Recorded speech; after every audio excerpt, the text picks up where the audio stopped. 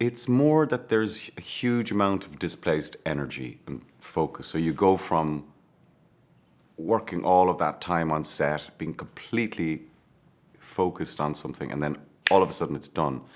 And you're not really the character, but you're not really a civilian, and you're in this sort of, I don't know, in between liminal space, and you're kind of at a loss, really.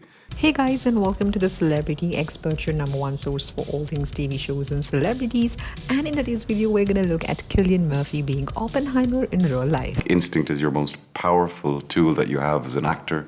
Nothing must be predetermined, so therefore you mustn't have a plan about how you're going to play stuff. And I love that. It's like being buffeted by the wind and being buffeted by emotion. I remember reading at the beginning about him that he was more riddle than answer. And I thought, oh, okay, wow, that's interesting. Before we begin with this video, here's a quick and easy question for you all. Can you all tell us the number of nominations did the movie Oppenheimer receive for the Oscars 2024? If you know the right answer, let us know in the comment section down below. There's very few people in the world that could. And here's the thing, like, this is my second time playing a physicist. And the first time was with Danny Boyle. Slightly different film. Slightly different film. And it was like 2005, 18 years ago or something. So again, there, I didn't waste too much time on, because you have to be, you have to dedicate your whole life to it and be a genius. And, I'm not going to do that, and I'm not a genius. Cillian Murphy's path to securing the role of Dr. J. Robert Oppenheimer in Oppenheimer is nothing short of fascinating. Some might say it's actually amazing. What started off as an initial meeting with director Christopher Nolan evolved into a profound and enduring collaboration lasting decades, culminating in Murphy landing the role in the significant historical biopic. I never particularly know how I'm going to play a scene. It's like us as human beings, we don't know when we walk into a room how we're going to react. We just react in the moment. So that's what you try and do as an actor. Well, certainly what I try and do. Hated the pipe. It took me a long time to figure out the pipe, even though that's probably technically a prop. I loved the suits. I love the tailoring of the suits. I love those high-waisted pleated pants. They're very flattering, I think, to men, but nobody wears them anymore. The success of Oppenheimer has been nothing short of remarkable, making it Nolan's highest-grossing film on IMAX screens and the 8th biggest IMAX release of all time, earning an astounding $114.2 million globally on IMAX screens. This impressive figure stands as a testament not only to the film's immense success, but also to the strength of creative collaboration between the director and actor. I'm about to do a scene with Robert Downey Jr. Yes, you do. And I think if you didn't, there would be something wrong with you. You need to have some of that energy when you go into a scene. If you go into a scene knowing that you're wonderful and like knowing how to do it, it's not going to be right. Because nobody walks into a room knowing, I'm going to know exactly what I'm going to do. Like, everyone walks into a room trying to figure it out. As human beings, we don't know how we're going to be. Known for portraying morally ambiguous characters such as Tommy Shelby in Peaky Blinders and Robert Fisher in Inception, Murphy proved his versatility by taking on the challenge of embodying the brilliant yet conflicted physicist Dr. Oppenheimer. Oppenheimer's moral journey, and compared it to him, dancing between the raindrops, because it was how he navigated that for himself was very complex and kind of unusual. I don't have an answer for it, and I think the film doesn't really give answers. There's no kind of absolutes in it. Despite the time constraints, Cillian Murphy fully embraced the role, delving into the complex character with exceptional skill and dedication, cementing his position as a perfect embodiment for Dr. Oppenheimer in this captivating biographical drama. When was the first time you laid eyes on this? When Chris came to see me in Dublin, he called me on the phone, and then we talked about this, and then he brought this over to me in Dublin. He came from America, and gave it to me, and then he went out, and I read it in his hotel room. You read it in his hotel room? Yeah. Having collaborated with Murphy for over 20 years, Christopher Nolan personally approached him with the role of Dr. Oppenheimer.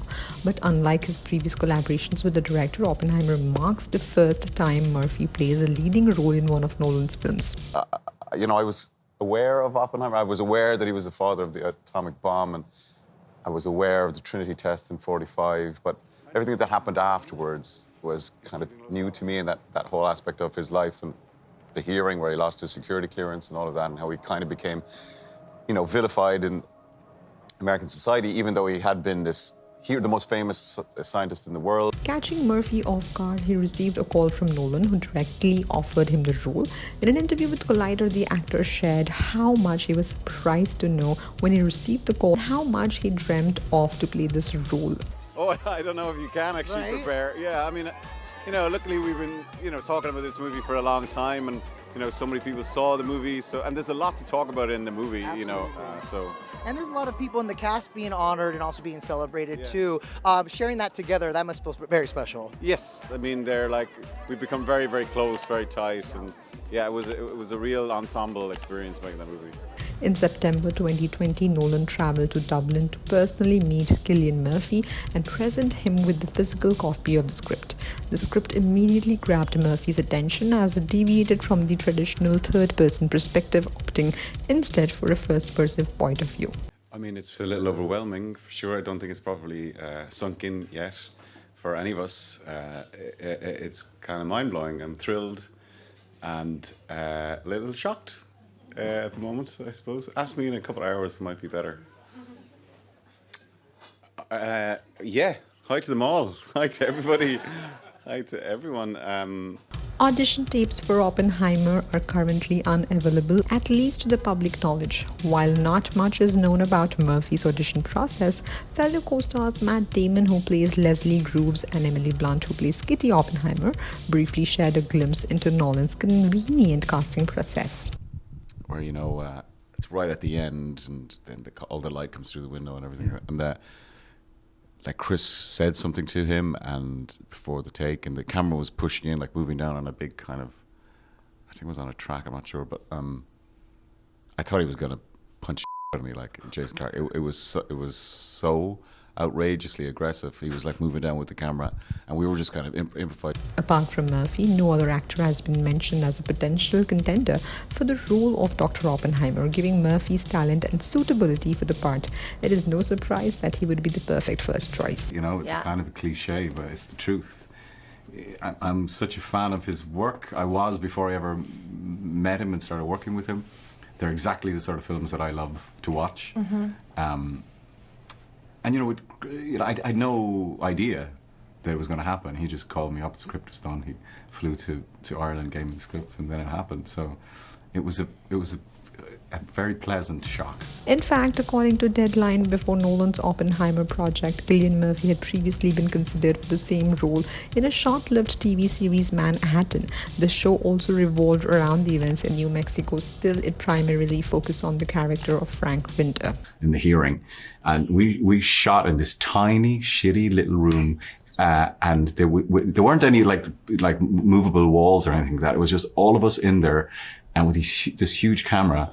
But that felt almost like doing a play. We did that for 2 weeks. So all these incredible actors, and Jason Clarke, and then everybody would come in and do their piece, and I found that very emotional and heavy. Cillian Murphy's initial encounter with Nolan traces back to 2003 when he was invited for a screen test for the role of Bruce Wayne in Batman Begins. While Murphy initially considered taking on the leading role, he soon realized that it didn't feel quite right for him. Yeah, I think that's what Chris does. He kind of presupposes that the audience are smart, which they are. They always have been, and there was a great appetite for that, and it really seemed to connect with audiences. Here you are being celebrated tonight. Are you ready for this crazy season? Like, you're pretty quiet, right? Pretty reserved. Alright guys, so the answer to the question I asked you at the beginning of the video is 13. Yes, Oppenheimer has been nominated for 13 Oscars this year. A Christian man trying to do a Christian act in a dysfunctional Christian society.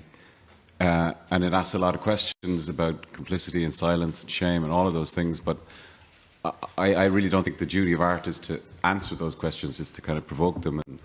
And maybe it's kind of easier to absorb than an academic report. Alright guys, that's it for today's video. I hope you all really enjoyed this one. If you did, do like, share and comment on this video, and do not forget to subscribe to the Celebrity Expert, and we'll see you around next time with another brand new video. Till then, keep watching the Celebrity Expert. Bye guys.